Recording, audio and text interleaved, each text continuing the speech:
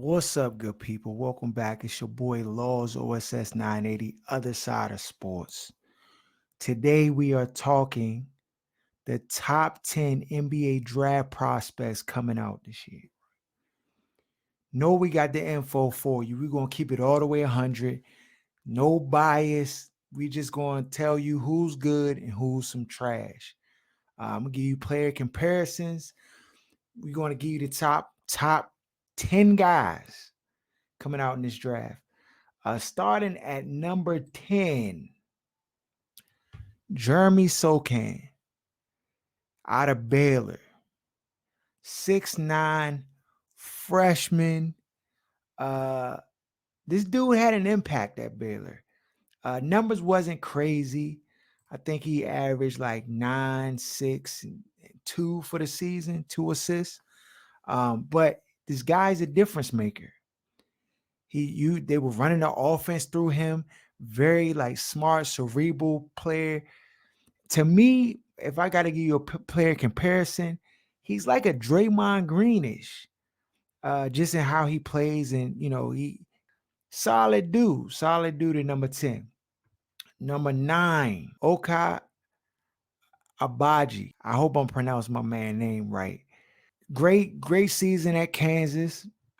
Put up solid numbers. 18-5 and almost 2 assists a game, shot 40% from 3. The dude can fill it up, though. He can get buckets. I just don't know who his player comparison. To me, he's like a Sadiq Bey from Detroit. I know he's a little smaller in size than Sadiq. Sadiq like 6'7". He's like 6'5", but definitely can shoot the rock, can play inside, outside. Can be like he can be streaky shooter at times. But he's a guard, and I mean, is he in that echelon where you like, dog, this is a knockdown shooter? He's not that, but he can score the basketball. I think he'll be a decent NBA player, but I don't foresee him being a star at the next level. Number 8, we got Keegan Murray. Now, Keegan Murray is interesting, though, because this dude is another one of those guys who can score the basketball effectively. Average 23, was one of the, almost leading the country in scoring. 23, 8, and 1.5 assists. So the dude can score. I mean, that's flat out the truth. He can score the basketball.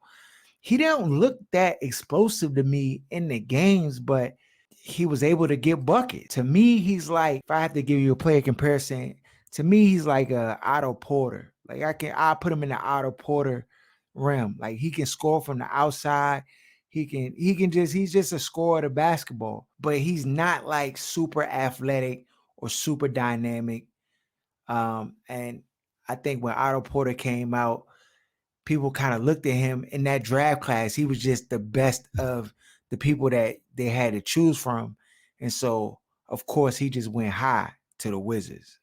But like, that's how I feel about Keegan. Like, Bama can score and he's solid, but I don't know how good he'll be at the next level. And Otto Porter has had a solid career as an NBA player. So, I would anticipate if he's in the right situation, Keegan can have the same similar type of success. So number 7, my man Ty Washington out of Kentucky. So, he did have an injury. He did miss games for Kentucky.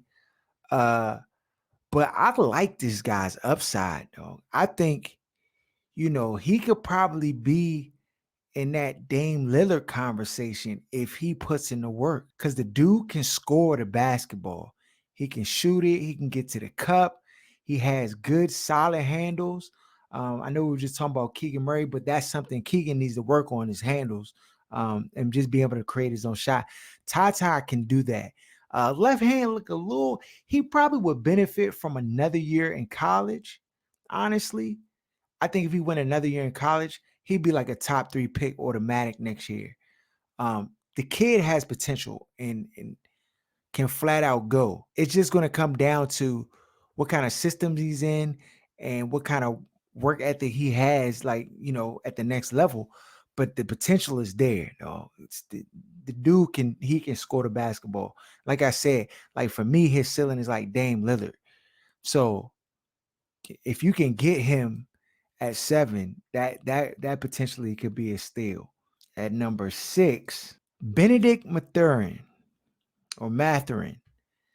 uh, 6'6" sophomore guard out of Arizona.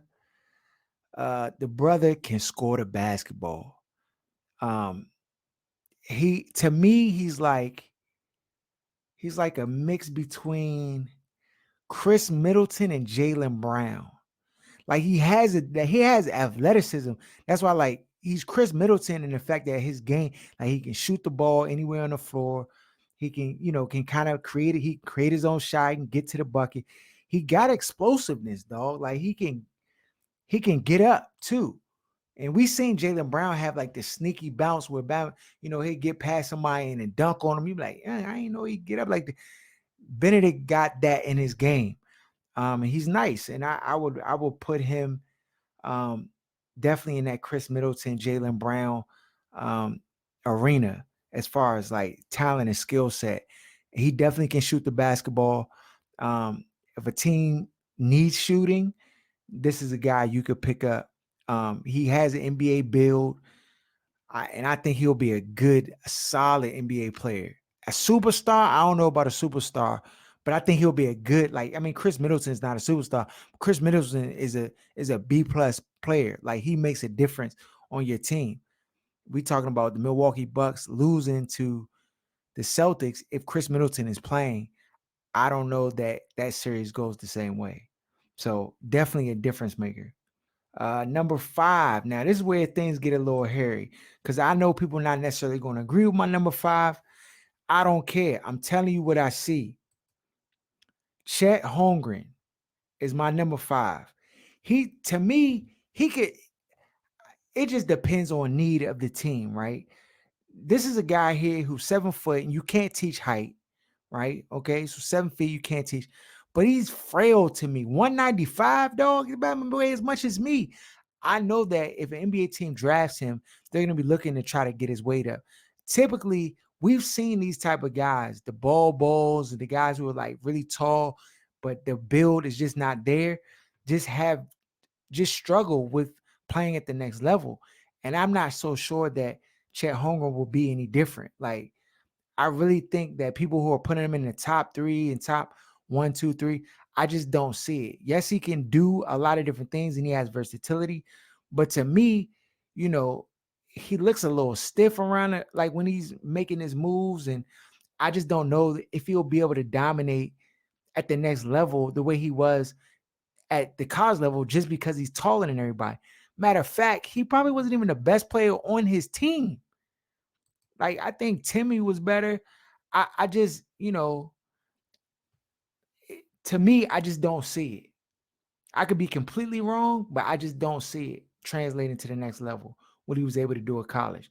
And to me, he like a Sean Bradley or somebody, like tall, lanky. He'll probably have a career just because he's tall and he's lanky. He can defend, he'll be able to block some shots, but I just don't know if he's not getting in foul trouble when Bama's is putting their weight on him and like going to the lane tough than these young college kids that are just small.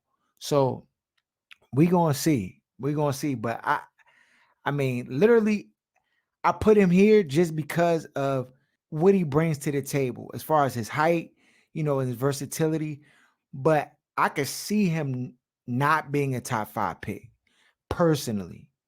Because I just don't see his skill set. Well, his skill set could translate, but I don't see him maximizing that at the next level. I think a lot of those things become pedestrian or regular at the next level.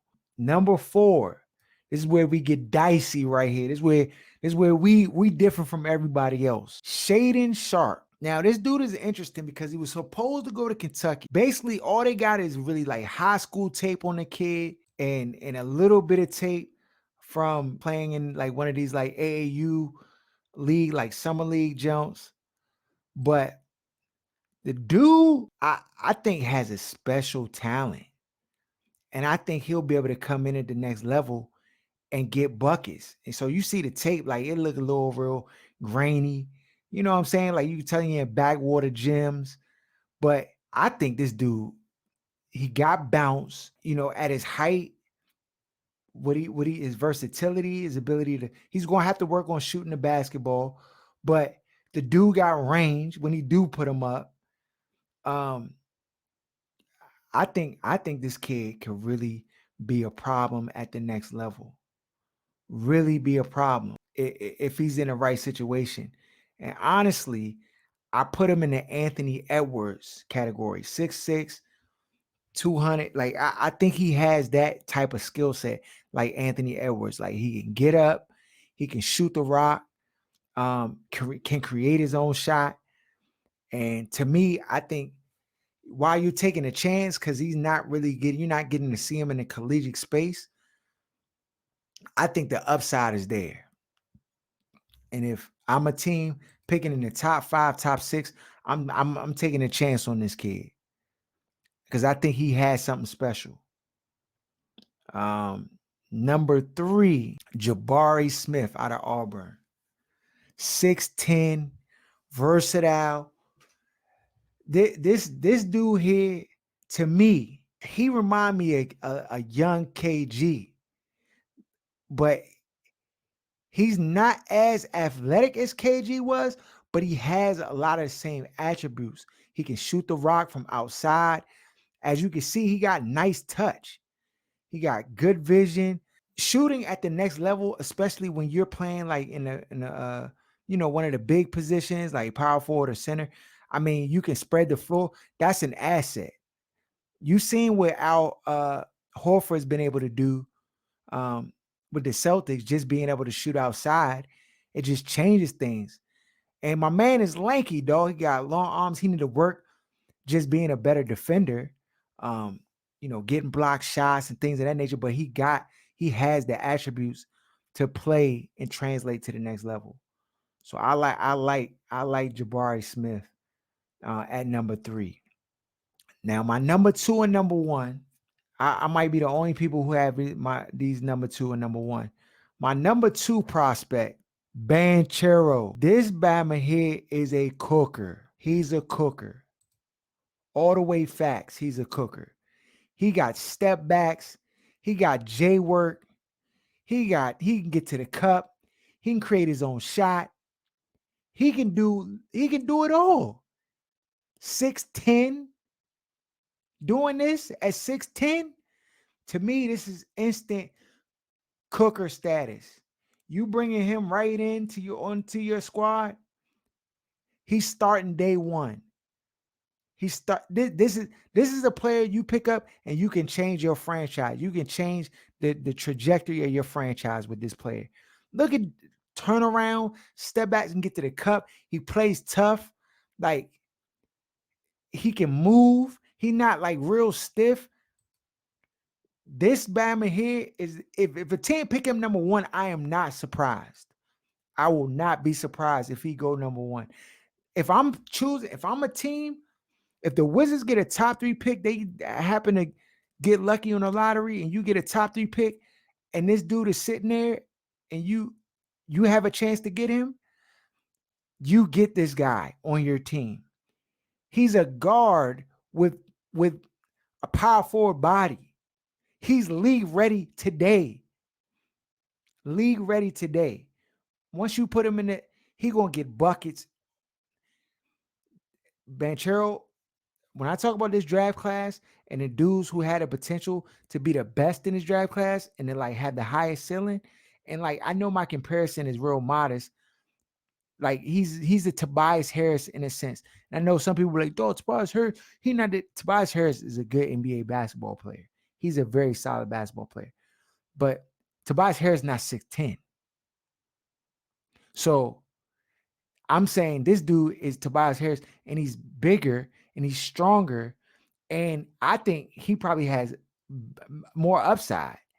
So to me, that's superstar status, and Banchero's right there at superstar status. If anybody in this class can be superstar, it's this dude right here. And then it brings me to my number one. So you probably asking like, well, who's better than him? You Sice and him, Laws. Who's better than him? My number one draft prospect this year, Jaden Ivey. Shout out my man Rick. He the first one gave me the 411 on my man Jaden. Was like, dog, check this kid out. The Bama is official. I said, okay, I'm gonna look at it. I did my research. He's official. He's official. Go ahead, stamp my man for number one.